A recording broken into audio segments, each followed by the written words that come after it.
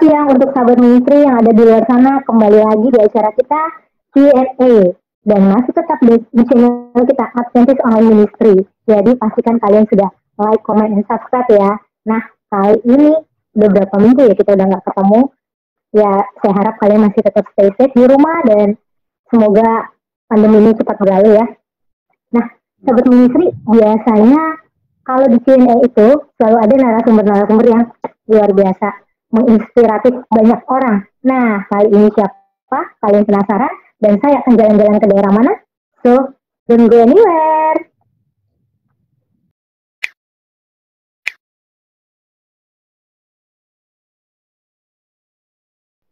Ya, sahabat ministry, kembali lagi dengan saya, Vina, di acara kita Adventist Online Ministry.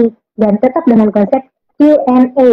Tadi saya sudah menyinggung sedikit tentang narasumber kita. Nah, kalau saya dulu pernah ke daerah Kalimantan, Jawa Barat, dan kali ini saya kembali lagi ke daerah Manado, Sulawesi. Nah, kebetulan salah satu narasumber ini lumayan expert di bidangnya. Udah ada di sini ngitung berapa puluh tahun. Tapi ada hal yang menarik dari dia. Anda penasaran, sobat ministry?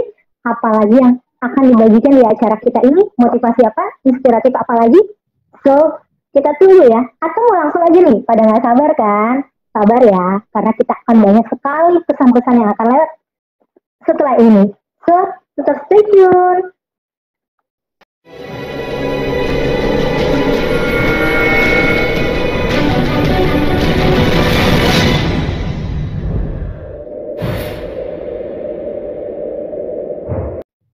Oke, sahabat ministry. Tadi saya sudah menyinggung sedikit, kita akan kembali ke Manado. Artinya kita punya banyak perbedaan, banyak waktu nih, dan bahasa. Nanti kita akan belajar sedikit-sedikit. Nah, kali ini saya mau menyiapkan narasumber kita yang ahli di bidangnya, dan bidang pelayanan, dan juga di bidang digital. Karena nih, sekarang lagi happening banget nih, beliau nih, sedikit demi sedikit subscribernya naik. Penasaran? Atau ada yang udah bisa menebak di Manado siapa? Oke, langsung aja kita sambut ya. Dengan narasumber kita, Pendeta Jimmy Mumet. Semoga saya nggak salah sebut. Ya, halo Pendeta Jimmy. Halo, apa kabar Tina? Puji Tuhan baik. Tapi saya nggak salah sebut ya, Pendeta? Oh, betul sekali. Oke. Berarti kalau sekarang itu cuma beda berapa jam ya dari kota DKI Jakarta ini ya? Cuma beda 2 jam lah ya? Kira-kira 1 jam saja. Oh, 1 jam saja. Oke. Gimana nih, Pastor? At home? Oke. Masih di rumah aja nih, Pastor? Kebetulan saya pelayanan di Prisma, jadi saya ada di kantor, di kampus. Jadi, jadi tetap di kampus ya ini. Nah, ini nanti akan menjadi bahan yang menarik untuk kita ceritakan ya teman-teman ya. Nah, oke. Kira-kira ini kan pandemi ini udah, kalau kita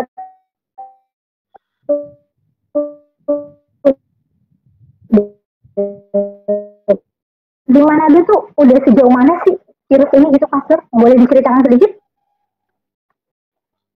boleh mungkin tanya ulang, soalnya tadi ada lag sedikit pertanyaannya. Oh ya, oke.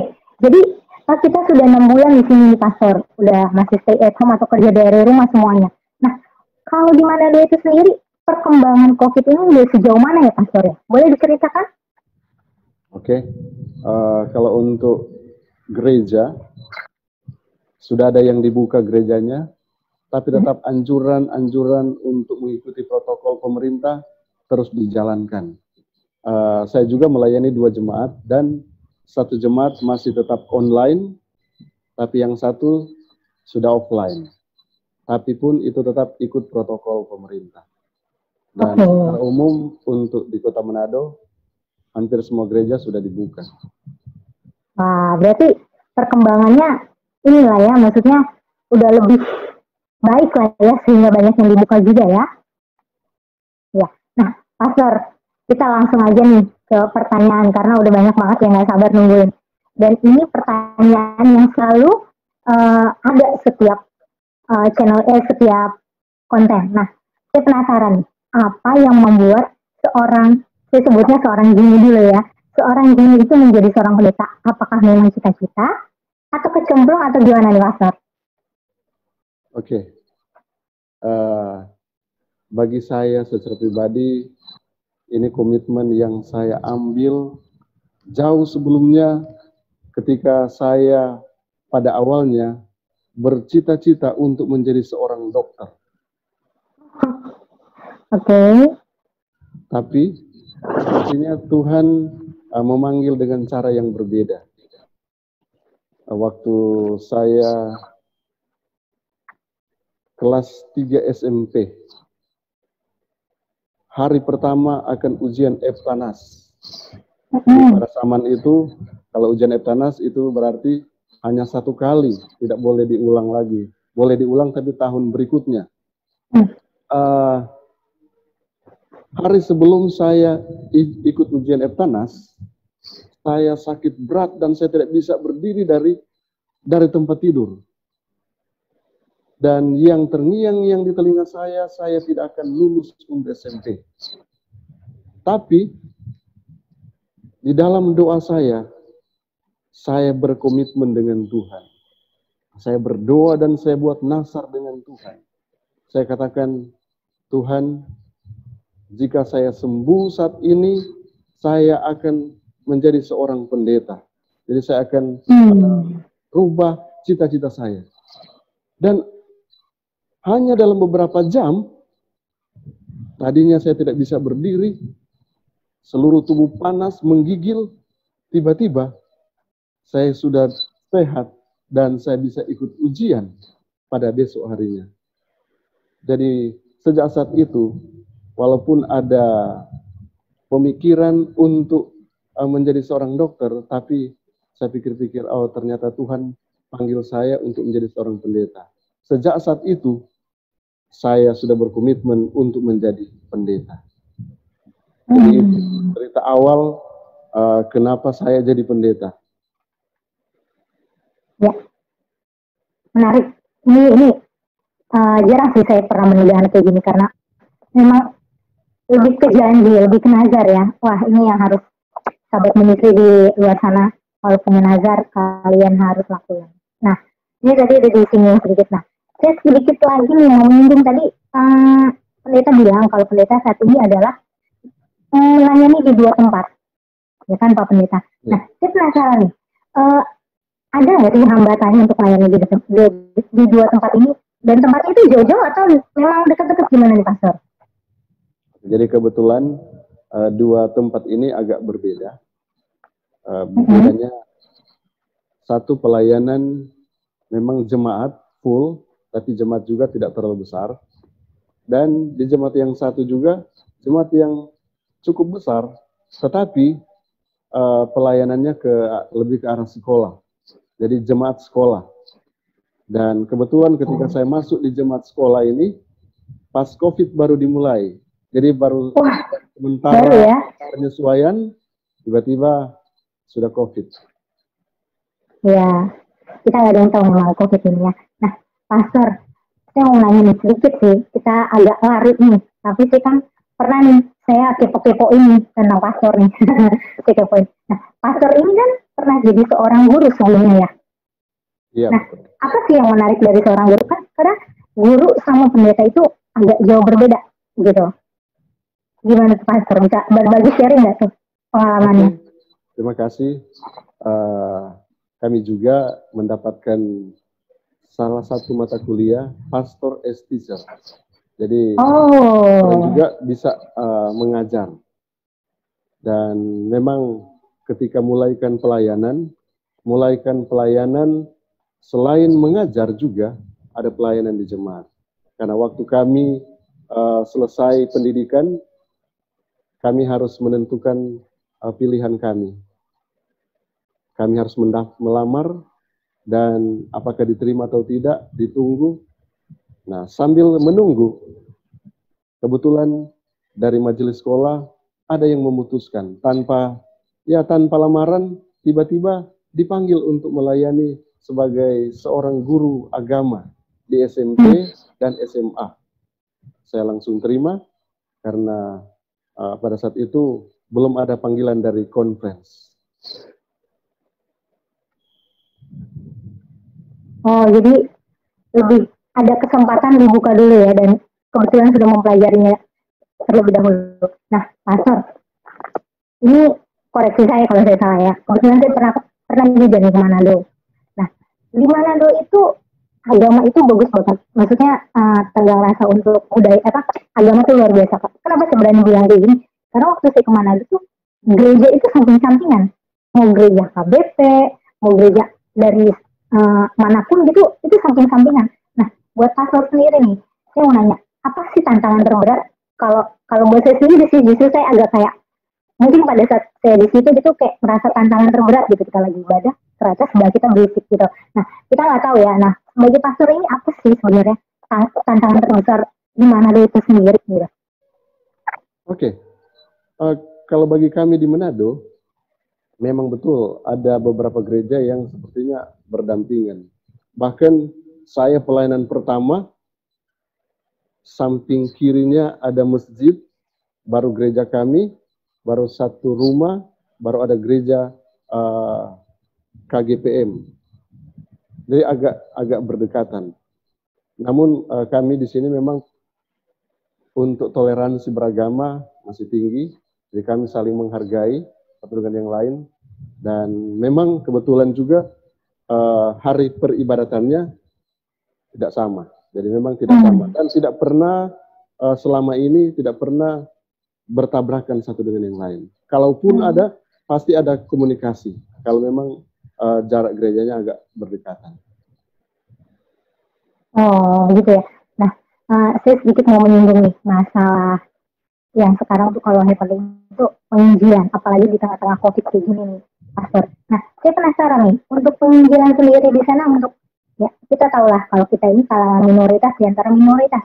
Nah, kalau untuk di sana sendiri gimana, Pastor? Apakah Advent di sana sudah cukup dikenal di masyarakat sana gitu? Oke. Kalau berbicara anggota gereja Masjid Tentara ke-7, ya sudah dikenal. Oh, begitu kan ya? Memang tantangannya pada saat COVID ini, bagaimana kita menginjil mungkin agak berbeda pada saat bukan COVID. Peluang-peluang mungkin terang bisa dapatkan pada saat sebelum COVID dan sementara COVID. Tapi yang menarik perhatian saya terpicu dengan media digital, apalagi ketika bertemu dengan sahabat-sahabat yang sungguh luar biasa, yang senang dengan dunia digital, bahkan misionaris digital.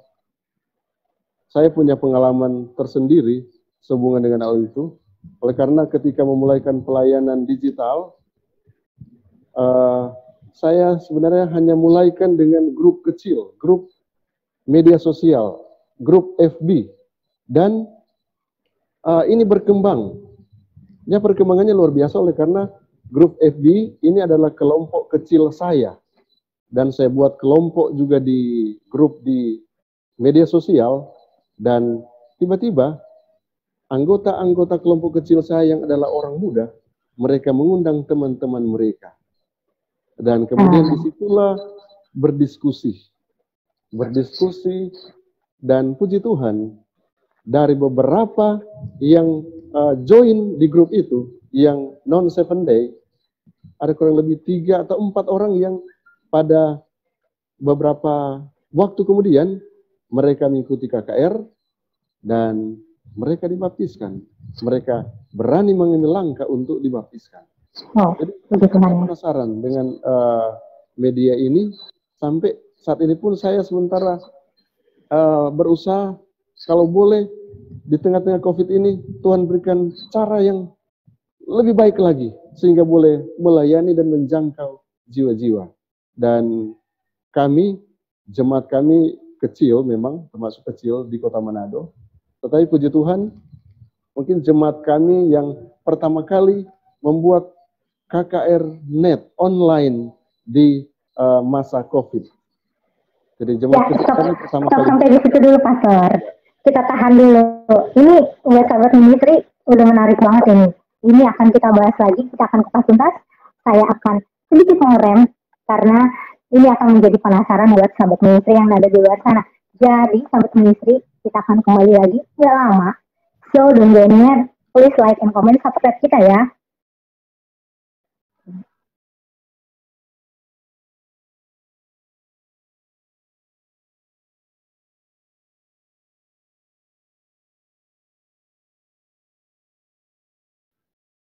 Ya, kembali lagi di acara kita di Adventist Online Ministry dengan konsep kita Q&A bersama Vina. Nah, sekarang kita sudah ada narasumber tadi, Pendeta Jimmy. Tadi saya sempat meng-hold sedikit mengenai masalah digital. Nah, ini menarik. Tadi saya sempat meng-hold sedikit karena untuk menarik perhatian. Tadi sudah disebutkan bahwa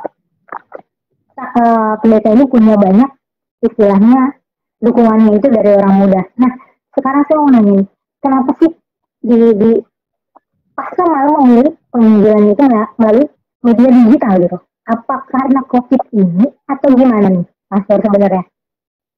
Oke. Sebenarnya memang saya sejak menjadi seorang pendeta, bahkan ketika pelayanan pertama di sekolah, memang sudah senang dengan dunia digital. Walaupun pada zamannya saya mungkin masih terbatas untuk internet. Bahkan sebelum pun masuk kuliah, saya sudah diperkenalkan dengan dunia digital. Makanya ada konsep-konsep, ada pemikiran-pemikiran yang coba dituangkan lewat, ya apa saja yang orang boleh buat, yang pasti tujuannya hanya untuk pelayanan.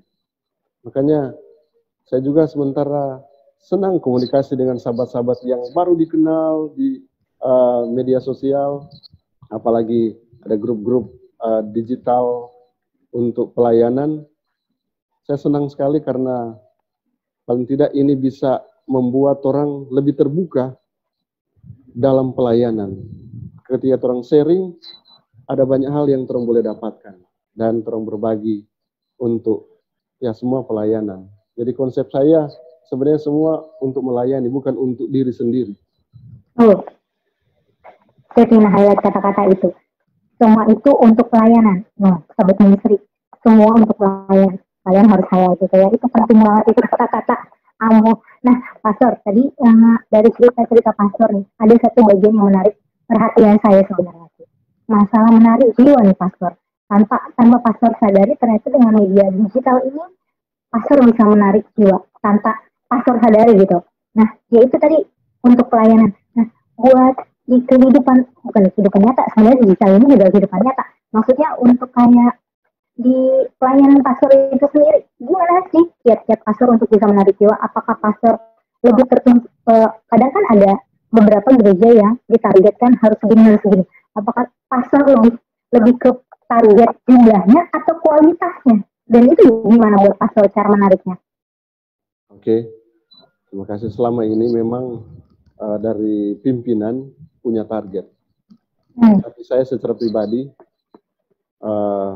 orang berusaha semampu kami untuk melayani, membuat supaya jemaat juga tahu bahwa mereka punya tanggung jawab dalam pelayanan. Jadi dengan kata lain, saya rindu supaya kualitas pelayanan ini full kepada jemaat, sehingga jemaat yang kemudian akan berespons untuk melayani dengan maksimal.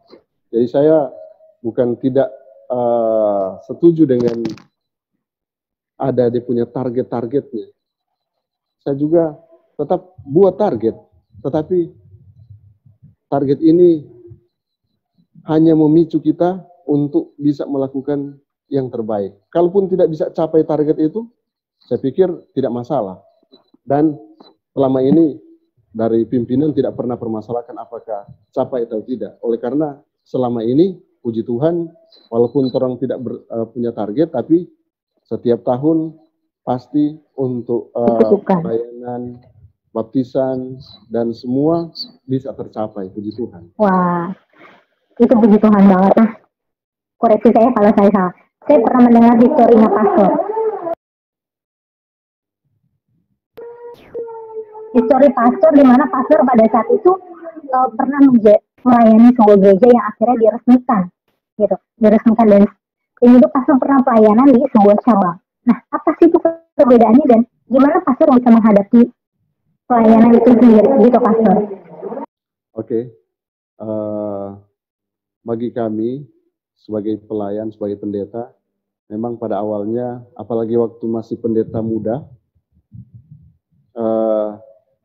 ada target-target yang perlu dicapai untuk bisa naik ke level selanjutnya. Jadi ini istilah mungkin yang saya katakan. Makanya kami dipicu juga untuk buat cabang, buat perkumpulan baru, bahkan kalau boleh sampai diresmikan. Dan bahkan kalaupun ada gereja-gereja yang saya lihat targetnya boleh diresmikan, kita semangati anggota, bekerja bersama-sama dan buat mereka yang selesaikan pekerjaan itu. Jadi sebenarnya kami di lapangan hanya memotivasi anggota jemaat untuk melakukan itu. Jadi yang melakukan itu, kalau menurut saya secara pribadi, bukan kehebatan kami sebagai pendeta, tapi anggota-anggota yang mau bekerja bersama-sama dengan pendeta. Tanpa ada dukungan anggota jemaat, saya pikir pendeta juga tidak akan bisa meresmikan sebuah gereja, buat cabang baru, dan ya, saya seperti itu. Makin seru ini ya ceritanya. Jadi, nah, saya jadi bukan tertantang, saya jadi kayak ada satu yang ingin saya tanyakan, nggak tahu sudah kali ini sebenarnya. Nah, untuk pelayanan itu sendiri, Mas, di tengah pandemi inilah kita tahu lah. Dan akhirnya pastor lebih memilih, bukan lebih memilih, pastor menekuni bidang baru yaitu di media digital. Nah, untuk media digital itu ya pastor ya, setahu saya sih nggak langsung booming gitu, dan itu pun perlu banget proses dari yang benar-benar nol, pengikutnya dari nol sampai sekarang bisa banyak. Nah, pastor pernah nggak mengalami kejadian-kejadian yang nggak enak gitu, misalnya hal kayak bullying atau hal-hal yang sampai diblok karena aduh males banget nih ngeliatnya atau gimana? Seperti itu pernah nggak sih pastor? Selama ini untuk pengalaman di media sosial digital ada komen, tapi hampir rata-rata masukan-masukan saja. Jadi apakah di YouTube itu hanya berupa masukan-masukan. Jadi kalau bullying, saya belum ketemu dengan yang itu. Karena saya juga di YouTube baru setahun. Jadi baru ya setahun lebih ya. Bulan-bulan Mei tahun kemarin baru buka channel YouTube.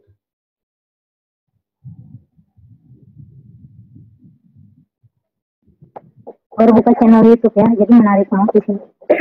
Nah, kembali lagi nih ke pelayanan pastor. Pastor kan kurang lebih pelayanannya sudah sekitar 18-19 gitu ya pastor. Sudah lumayan lah untuk di bidangnya.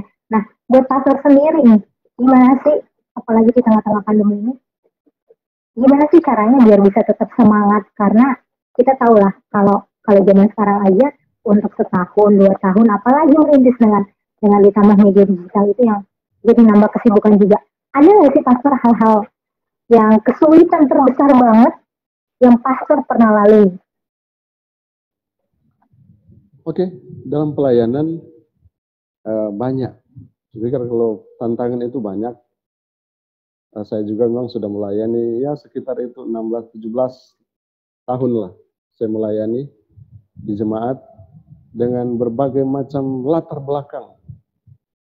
Yang ada satu jemaat bahkan hampir tidak bisa kita bayangkan kenapa harus jadi seperti itu. Tapi ternyata di balik semua pergumulan, permasalahan yang dihadapi, Tuhan punya rencana. Ini yang selalu teringat di benak saya. Bahwa Tuhan memberikan cobaan itu tidak melampaui kekuatan saya. Jadi ini ayat ini, 1 Korintus 10 ayat 13, ayat ini ayat yang sudah saya rekord di pikiran saya sebelum saya jadi pendeta. Jadi sebelum saya jadi pendeta, saya pernah bersama-sama dengan calon pendeta melawat, dan ayat ini yang sering dia berikan kekuatan. Dan ternyata ayat itu yang jadi kekuatan bagi saya ketika menghadapi masa-masa yang sulit dalam pelayanan. Mungkin ada tantangan yang terbesar bagi saya ketika melayani, karena mungkin bagi Mbak Vina berpikir, oh melayani di Manado. Seperti mungkin di tempat-tempat lain, Jakarta. Kami berkomitmen untuk ditempatkan di mana saja. Tapi ada di tempat ini, di wilayah Manado, ada juga yang jadi guyonan, oh boleh ditempatkan di mana saja, asal jangan di, itu, ada di satu tempat di Maluku Utara. Karena kebetulan conference kami meliputi daerah Manado dan Maluku Utara. Jadi Maluku Utara itu sudah pulau sendiri lagi, dan ya boleh dikatakan untuk banyak hal di sana mungkin belum terlalu maju dibandingkan dengan Manado. Jadi ada pelayanan harus jalan kaki, bahkan tidak ada signal, harus beberapa hari di sana, jadi harus beberapa hari jalan, baru tiba di pelayanan. Tapi ketika saya melayani di tempat itu, ada kurang lebih 6 tahun, malah yang tadinya saya berpikir bahwa, kenapa saya harus ditempatkan di tempat ini? Karena walau bagaimanapun ada perasaan seperti dibuang. Kenapa dibuang? Karena, kalau bilang ditempatkan di tempat itu, berarti itu dibuang. Apakah karena masalah politik di gereja atau tidak? Sampai saya berpikir seperti itu. Tapi ternyata saya salah. Karena di tempat itulah ada banyak pengalaman yang Tuhan sudah siapkan bagi kita. Memang pada awalnya ketika ditawarkan ke sana, saya katakan, saya siap ditempatkan di mana saja. Dan puji Tuhan selama pelayanan saya tidak pernah memilih di tempat mana saya harus melayani. Dan saya komitmen dengan istri, saya katakan, saya tidak akan pernah minta di mana saya mau melayani.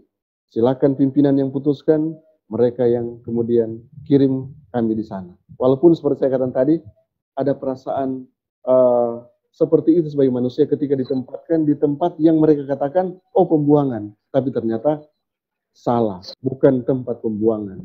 Tapi sebenarnya di sana tempat di mana orang mendapatkan banyak pengalaman, bahkan dalam pelayanan bagi saya, di tempat itulah saya lebih dewasa dalam pelayanan. Karena itu tempat yang mereka katakan, ya kalau pendeta tidak mau pasti dikirim di sana. Itu Maluku Utara. Kalau kami yang ada di konvensi ini. Ya, jadi semakin seru aja nih, Sobat Ministry. Tapi tadi ada satu yang benar-benar membuat saya itu kayak tenang lagi gitu. Jadi, buat pastor sendiri, seorang pastor aja bisa merasakan bukan merasa terbuang, jadi kayak pernah merasa nggak sesuai dengan harapan pastor. Nah, untuk pastor sendiri, pada saat pastor mengalami itu tidak sesuai dengan harapan pastor, apa yang pastor lakukan sih sebenarnya? Sampai akhirnya, ya udah, I take it gitu. Apa karena daripada saya nggak kerja atau gimana tuh pastor? Puji Tuhan, oleh karena saya mempunyai seorang istri yang selalu menopang saya di belakang. Dan dia siap kemana saja dan tidak pernah dia bersungut-sungut ketika kami ditempatkan di wilayah tidak ada signal dan sebagainya. Bahkan ada satu saat saya harus melayani di tempat yang jauh dengan istri, oleh karena saya harus buat baptisan di sana, harus tinggal 3 hari di sana, sedangkan istri sementara menunggu melahirkan anak kedua. Jadi bayangkan, tinggal menunggu hari, kami dapat tugas dari ketua konvens, harus pergi melayani di tempat di mana tidak ada signal, harus jalan kaki, selama 3 hari, 3-4 hari di sana. Tapi dia tidak pernah bersungut-sungut. Ini yang menjadikan saya secara pribadi tetap kuat. Walaupun ada seperti perasaan, jadi cuma perasaan saja. Saya katakan kepada istri, ini kalau mungkin kepada umat mereka tidak pernah tahu. Saya katakan kepada istri, dan saya mungkin ceritakan juga di media ini. Saya ceritakan pada istri, dan istri yang berikan solusi, yang berikan semangat. Jadi memang bagi saya, penting juga istri yang menyokong dalam pelayanan. Mungkin kalau bukan istri, bisa saja keputusannya berbeda. Iya, di sini ketahuan lagi rahasia di balik orang sukses itu adalah seorang istri. Nah, tadi sih saya sempat mau menanyakan sesuatu nih, Pastor. Kalau dari riwayat sampai sekarang, Pastor nih gimana, Dok? Nanti koreksi saya kalau saya salah. Gimana, Dok? Apa yang spesial dengan Manado? Kenapa di Manado? Atau kan memang Pastor baru ditempatkan di Manado? Atau memang rezekinya baru di Manado, di tempat lain, atau gimana nih, Pastor? Pelayanan saya dimulaikan kalau di Sulawesi Utara kan ini ada beberapa conference, dan kami ini conference Manado, Maluku Utara yang meliputi beberapa daerah kabupaten Manado, Minahasa Utara, dan Bitung, Kota Bitung. Saya sebenarnya pelayanan awal di Kota Bitung. Jadi di Kota Bitung saya melayani Minahasa Utara, kemudian saya ditempatkan di Maluku Utara. Nah, di Maluku Utara saya cukup lama dan kurang lebih 6 tahun di sana melayani, berpindah-pindah tempat, berpindah-pindah tantangan, dan banyak pengalaman yang kami dapatkan di sana. Setelah itu pindah lagi ke Minahasa. Jadi Minahasa ini dong bilang sudah sama dengan di Manado, so dekat Manado. Tapi kalau Maluku Utara itu ya jauh. Sekarang ini konferensinya sudah berubah, Manado, Maluku Utara. Tadinya waktu kami mulaikan pelayanan mencakup Bitung dan Minahasa Utara. Jadi saya memang lebih banyak melayani di wilayah Bitung, Minahasa Utara ketimbang Manado. Jadi Manado, kota Manado, baru selama COVID saya melayani di Manado. Selain daripada itu, ya di luar Manado, Minahasa, Minahasa Utara, Bitung, dan Maluku Utara. Iya. Nah, Pastor, tadi Pastor sempat singgung sedikit nih kalau saat ini Pastor sedang melayani di 2 tempat. Nah, saya penasaran, yang tadi Pastor bilang kebetulan tempat pelayanan Pastor itu ada di suatu kampus. Itu di mana ya, Pastor? Maksudnya itu yang tadi Pastor bilang baru ditempatkan di pelayanan selama COVID ini, atau gimana tuh, Pastor? Iya, saya pindah ke kota Manado bulan Februari tahun 2010 dan ditempatkan di jemaat Agape Pomoro, dan satu yang di sekolah itu yang di kampus itu Prisma. Prisma Manado itu jemaat, tapi untuk keanggotaannya ada siswa-siswa di Manado Prisma School dan juga ada di Universitas Prisma. Makanya ini Universitas Prisma. Oh, jadi lebih ke universitasnya. Nah, itu sih kali Pastor yang ingin saya tanyakan. Apa sih bedanya untuk melayani di satu gereja yang utuh dengan satu yang istilahnya kan kalau kampus itu notabene pulang dan pergi, maksudnya banyak pendatang yang karena kuliah di sana gitu, bukan karena memang sudah jemaat di sana. Apa sih yang menjadi tantangan Pastor sendiri gitu? Karena mahasiswa kan beda pola sebenarnya, anak-anak muda kan. Jadi memang ini tantangan saya pribadi, pergumulan, karena baru masuk anggota-anggota jemaatnya sudah kembali ke rumah, stay home. Jadi memang pada awalnya saya hanya lain yang offline, hanya beberapa. Tapi puji Tuhan, sampai saat ini, saya melayani 2 jemaat ini setiap hari perbaktian, setiap ibadah, full. Karena jemaat Prisma, saya layani jam 8 sampai jam 10 untuk hari Sabat, jam 8 sampai 10 layani online. Jadi hanya dengan online ini saya boleh menjangkau siswa-siswa yang lain yang jauh dari kampus dan dosen guru yang jauh dari kampus. Dan setelah itu karena masa ibadahnya, jadi waktu ibadah diperpendek menurut anjuran pemerintah. Jadi jemaat yang satu saya layani jam 10 sampai selesai. Jadi puji Tuhan bisa layani sekaligus 2 jemaat di masa COVID. Nah, ini yang semakin ingin memperdalam dari seorang pendeta Jimmy. Kan tadi pendeta Jimmy bilang tadi sudah mulai dibuka, ada beberapa gereja yang sudah mulai dibuka. Nah, ada nggak sih pastor perbedaannya? Maksudnya kalau karena nggak ada COVID ini kita sudah tahu kita akan gereja itu akan seperti biasanya. Tapi karena pandemi ini yang harusnya tadi gereja itu sempat ditutup sampai akhirnya dibuka kembali. Ada nggak perbedaannya pastor? Apakah jemaatnya itu lebih sedikit yang datang atau tantangannya itu sendiri atau perbedaan itu sendiri gimana sih pastor gitu? Karena mungkin ada sambil mengisi juga pengalamannya nanti kalau misalnya mereka mau buka gereja, jadi mereka bisa tahu. Karena kan lebih ada perbedaan kayak saya masih takut ke gereja gitu. Apakah seperti itu gitu pastor? Oke, untuk jemaat yang satu jemaat Agape, memang mereka sudah masuk gereja. Jadi sejak COVID memang mereka masuk gereja karena memang keanggotaannya tidak banyak dan jemaatnya, gerejanya cukup untuk bisa jaga jarak. Dan juga faktor kedua kenapa dibuka gereja, hampir mayoritas yang ada di keanggotaannya keluarga. Jadi kakak beradik, makanya mereka juga tidak pernah takut dengan COVID. Ini yang saya heran, mereka yang jemaat ini memang mereka tidak pernah takut dengan COVID sampai sekarang. Karena mereka katakan kami akan tetap ada di gereja, pendeta.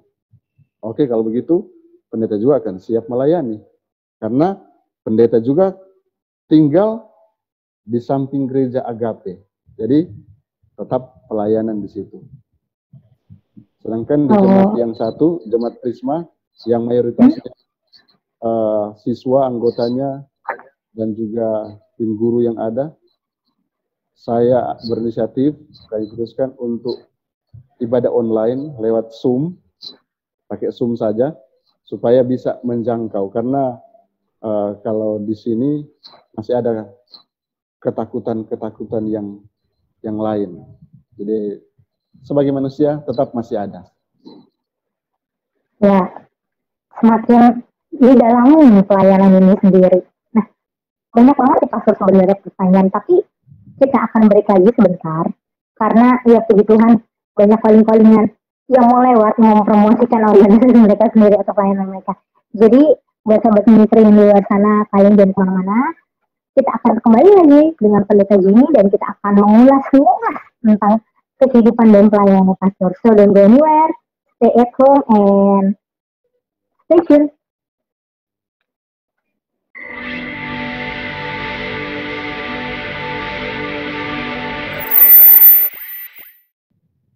Ya, sahabat ministry kembali lagi bersama saya Ina di acara kita Adventist Online Ministry. Terima kasih ya kalian sudah masih menunggu kita di acara Q&A bersama Pendeta Jimmy. Oke, Pendeta Jimmy, kita tadi sudah minum sebentar lah ya, sudah beristirahat sebentar. Nah, buat sahabat ministry tadi kita pembicaraannya udah lumayan luar biasa banget. Nah, ada satu titik, ada satu perkataan yang ingin banget saya tahu. Pak Pendeta kan saat ini itu di dua jemaat kalau nggak salah, dua jemaat. Nah, Pak Pendeta waktu dihubungi untuk jadi dua jemaat ini, gimana sih perasaannya? Apakah menerima benar-benar ya itu tadi saya seorang pendeta, saya harus menerima, atau sebagai manusia kembali lagi ngerasa kenapa ya mesti harus dua gitu? Apa sih reaksi atau respon pertama pastor pada saat pastor menerima akhirnya pendeta harus menerima dua pelayanan sekaligus gitu? Oke, bagi kami, saya secara pribadi sebagai pendeta, kalau dua jemaat itu mungkin biasa pelayanan. Bahkan pernah sempat melayani juga 5 jemaat. Cuma mungkin yang agak berbeda, pada saat COVID ini, saya bisa layani sekaligus 2 daripada hari Sabat, 2 jemaat bisa dilayani. Hari Rabu juga saya bisa melayani melayani online di jam 6:30 sampai 7:30. Selanjutnya 7:30 saya layani di jemaat yang satu. Jadi saya merasa diberkati ketika saya bisa melayani dua-dua. Karena kalau saya melayani hanya satu, pasti saya akan terpikir dengan jemaat yang satu. Apa berjalan dengan bagus ibadahnya? Apakah ada pelayanan yang bagus di sana? Walaupun sudah dikoordinir terlebih dahulu. Tapi setelah COVID ini, ada perasaan tersendiri bagi saya, senang. Oleh karena saya bisa pantau langsung, walaupun sudah dijadwalkan, tapi saya bisa pantau langsung untuk jemaat yang sementara melayani online dan yang offline. Jadi mungkin seperti itu. Kalau pelayanan 2 jemaat, itu mungkin sudah biasa, sampai 5 jemaat, sudah berputar-putar, karena sudah terlalu banyak jemaat yang dilayani. Dari tadi ngerem masalah digital evangelism mengenai penginjilan daripada digital. Sebenarnya dari pastor sendiri, konsepnya apa sih untuk digital itu sendiri? Apakah saya maunya misalnya tentang pengalaman hidup yang akan saya tampilkan, atau kontennya mau mengenai bahas tentang Alkitab misalnya. Nah, kalau pastor sendiri lebih memilih secara random atau bebas, atau memang sudah ditargetkan harus ini gitu, pastor? Oke, jadi untuk penginjilan digital, saya juga sementara membuat kelompok-kelompok belajar Alkitab online. Tapi ruang lingkupnya baru di jemaat. Baru jemaat, tapi saya juga sementara mau tantang mereka untuk mengundang sahabat-sahabat mereka untuk bisa bergabung di kelompok. Ya, saya pikir ini waktunya bagi kita untuk berkreasi di dunia digital untuk melayani, karena masih banyak juga yang masih takut dengan COVID. Jadi kami tidak bisa juga kunjungi. Kalau mau kunjungi, masih ada yang belum menerima. Jadi kalau mungkin anggota jemaat sampai saat ini, mereka tetap terima pelayanan pendeta, kehadiran pendeta mereka terima. Jadi selama COVID pun kami tetap melayani, datang ke rumah, tapi tetap ikut protokol pemerintah. Oke. Kalau media digitalnya sendiri, pastor saat ini menggunakan apa, pastor? Lebih ke Facebook atau YouTube atau apa nih, pastor? Saat ini memang saya sementara coba membuat, seperti yang saya katakan tadi, membuat kelompok-kelompok, tapi kita akan menggunakan semua media. Sebenarnya kalau YouTube, bagi saya, apakah kebetulan atau seperti apa, tapi tadinya memang untuk nge-YouTube, tadinya cuma coba-coba saja. Saya masih belum pikir mau bikin konten apa. Saya cuma pikir-pikir, saya coba rekam audio dulu. Terus, saya kan punya kemampuan sedikit untuk buat video. Saya buat video. Terus saya pikir-pikir, kenapa saya tidak coba share ke YouTube? Jadi pertama yang terlintas, saya coba untuk buat renungan, saya baca saja. Dan ketika saya lempar ke YouTube, saya share, setiap pagi jam 3 sudah ada yang telepon. Mana renungannya? Jadi sejak saat itu saya tidak bisa berhenti sampai sekarang. Karena sampai sekarang mereka telepon. Jadi walaupun saya sudah share ke YouTube, tapi kalau saya belum share jam 4, belum share ke media sosial, mereka telepon. Jadi saat itu saya tidak bisa berhenti. Karena yang nelpon juga dari jauh. Dan mereka jadi sejak saat itu sudah tidak berhenti. Jadi untuk konten, tadinya saya pikir, saya akan merubah konten yang saya buat. Yaitu tujuannya untuk penginjilan. Dan saya pikir-pikir, setelah saya coba lihat komentar-komentar di YouTube saya lihat yang komentar situ juga, ternyata yang banyak juga bukan dari gereja kita. Bahkan mereka pakai nama gereja mereka subscribe, dan mereka komentar. Saya lihat, bagus juga. Jadi saya belum rubah konsepnya sampai saat ini, karena saya masih siapkan konten-konten yang akan lebih ke arah doktrinal. Jadi saya memang rencana memang akan buat semua ke arah doktrin, karena tujuannya untuk ya memberitahu kebenaran kepada yang lain. Tapi sejak saat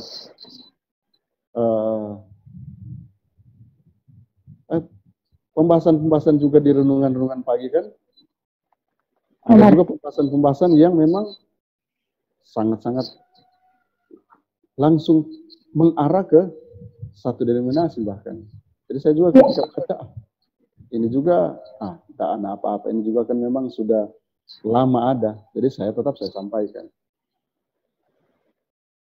Wah, benar-benar berarti secara tidak langsung nih, saya sedang mewawancarai seorang YouTuber juga nih, secara tidak langsung ya, sudah punya fansnya sendiri, luar biasa. Itu tadi yang membuat saya merasa dikuatkan ya sebagai anak muda itu tadi. Ketika kita kayak agak, bukan ketika kita, yang saya dapat ketika kita sendiri merasa agak lengah gitu, sudah ada yang memantau kita, artinya pastor ini udah ada fansnya sendiri.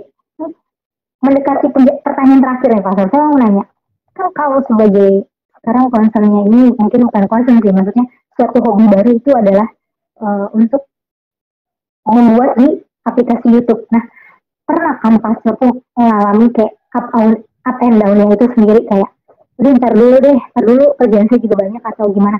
Nah, pastor sendiri pernah nggak mengalami kayak gitu, sehingga akhirnya ya kita telepon dari yang tempat lain bahkan, dan pastor itu nyangka nggak sih punya penonton yang di luar ekspektasi pastor gitu?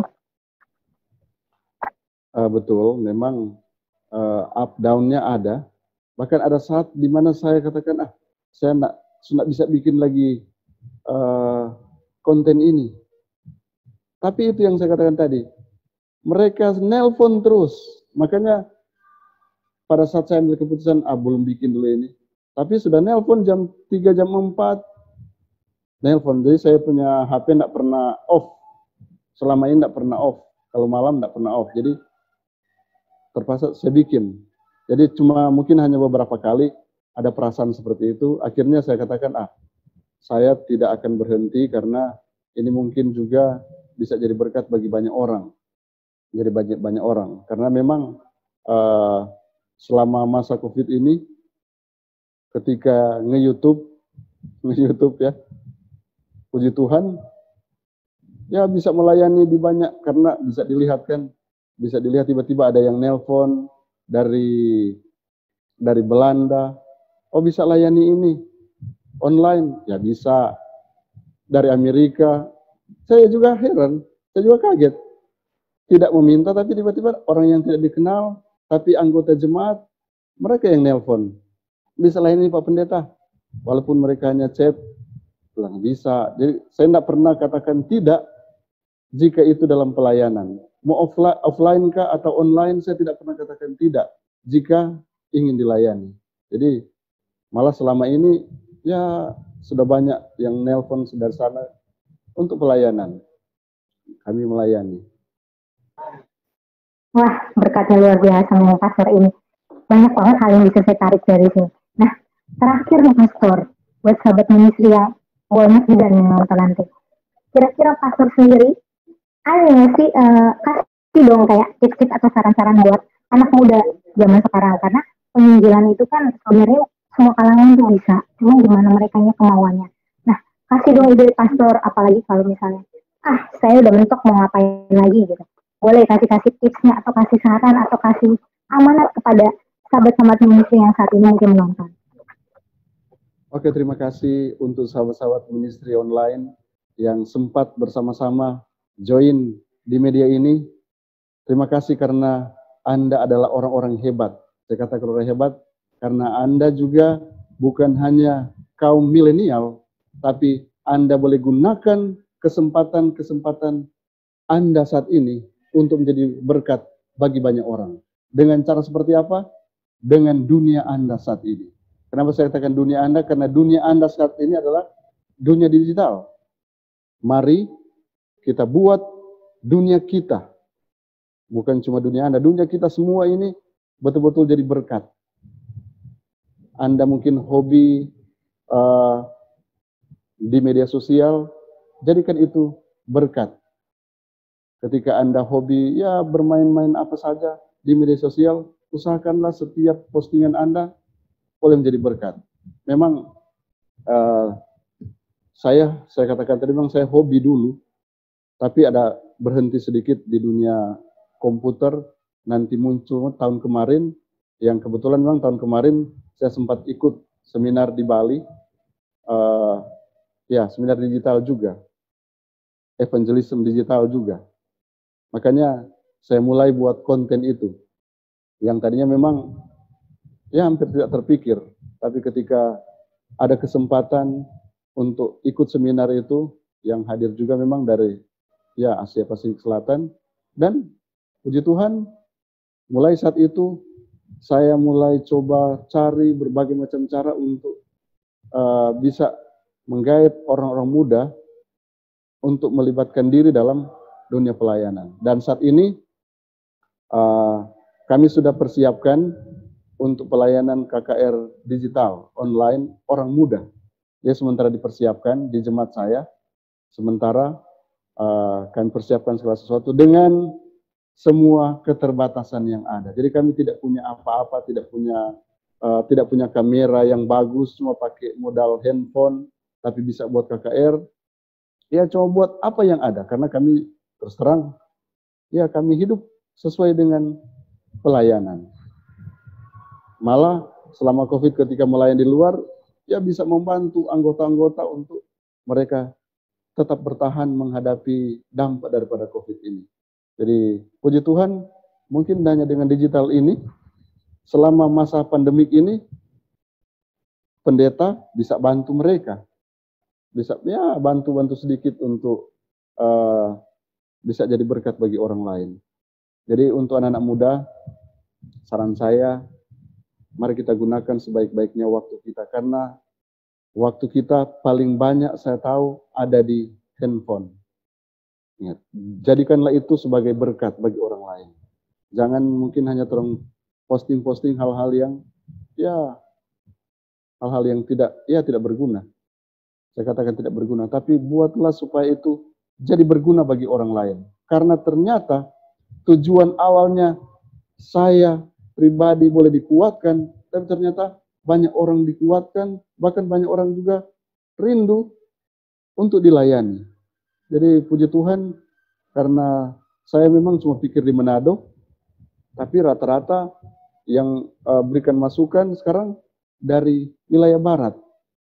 Secara pribadi ada yang datang, mereka ya WA pribadi, karena saya juga sempat kasih nomor WA, mereka chat, mereka berikan masukan. Saya senang sekali, karena sudah dapat sahabat-sahabat di wilayah Indonesia bagian barat. Saya cuma berpikir cuma di Manado saja, tapi setelah ke dunia digital ternyata banyak sahabat-sahabat, banyak teman-teman pendeta, bahkan teman-teman pendeta dari Malaysia, mereka sudah mulai komunikasi untuk ya buat konten supaya boleh jadi berkat bagi banyak orang lain.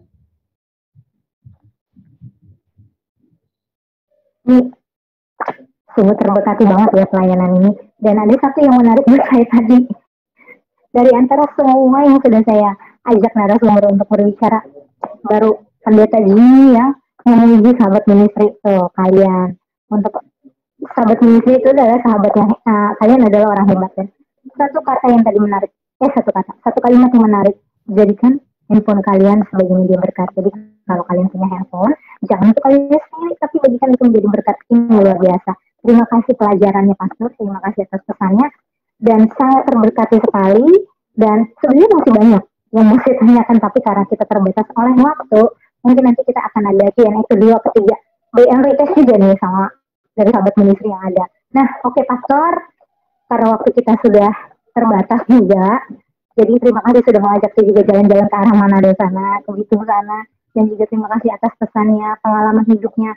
Semoga ini menjadi pelajaran yang buat para sahabat ministry yang ada di luar sana, dan juga menguatkan buat kita semua anak-anak muda yang ada di luar sana. Walaupun apapun kondisi kita, apapun pelayanan kita, jangan pernah menunda. untuk melayani ya. Karena berkatnya itu kita nggak ada yang tahu, berkatnya itu bisa tidak kita pikirkan sama sekali. Oke, Pastor, terima kasih untuk waktunya sudah mau mengunjungi dan kita sudah bisa berkunjung juga ke tempat Pastor di mana di sana, dan sukses untuk acara pelayanannya nanti untuk KKR-nya. Mungkin bisa undang-undang kita juga nanti, para sahabat ministry juga mungkin bisa diundang. Kalau ingin tahu channelnya, nanti kita channelnya Pastor nanti kita akan pasang di bawah sini ya. Nanti kita akan tanya. Jadi bisa saling follow. Ya, mungkin bisa saling follow atau nanti bisa subscribe lah. Jadi kita bisa kenalan juga sama orang-orang Manado yang ada di sana, atau teman-temannya Pastor juga. Oke, Pastor. Sekali lagi terima kasih buat pelayanannya, terima kasih buat advice-advice-nya dan pesan-pesannya dan pengalaman hidupnya sih yang paling penting. Jadi mungkin next-nya kita bisa ketemu lagi. Akhir kata, terima kasih buat Pastor. Semoga pelayanannya terberkati dan sukses ya untuk Pastor ya di sana. Salam buat keluarga sama jemaat yang ada di sana. Oke, terima kasih banyak. Memang ini pendeta tua, jadi lama kan, terlalu banyak berbicara. Sebenarnya ada pengalaman juga yang saya katakan tadi, di tempat yang memang tidak pernah diharapkan.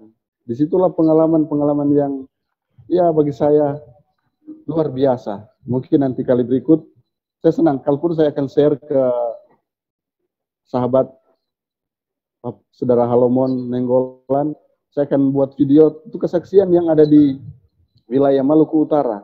Karena pengalaman bagi saya secara pribadi di sana memang luar biasa. Ada pengalaman menarik. Nah, tuh. Jadi ditahan dulu ya Pastor ya. Jadi kita mungkin akan ada sesi kedua, ketiga, bahkan keempat. Bahkan, dan saya senang banget, walaupun pandemi kayak gini, saya bisa berjalan-jalan ke anak Manado sana. Mengingatkan saya flashback pernah ke Manado. Terima kasih Pastor, nanti kita tunggu untuk kesaksian berikutnya, kita tunggu lagi untuk konten-konten selanjutnya. Semoga menginspiratif juga buat orang-orang yang ada di luar sana. Nah, untuk sahabat ministry yang di luar sana, gak kerasa nih waktu kita sudah habis. Dan kita udah say thank you juga nih sama Pendeta Jimmy. Dan semoga saja apa yang kami tampilkan bisa menginspirasi untuk kalian semua, memotivasi. Biarlah kesalahan kami, jangan kalian masukkan dalam hati, tapi kalian buang, tapi hal yang baik dari kami kalian sebarkan untuk menambah sukacita dan berkat untuk orang lain. Akhir kata, terima kasih buat Pak Pendeta, terima kasih buat Pastor Jimmy, buat pelayanan dan buat motivasinya. Sampai di sini acara kita, semoga menguatkan kita semua untuk pendeta yang di luar sana.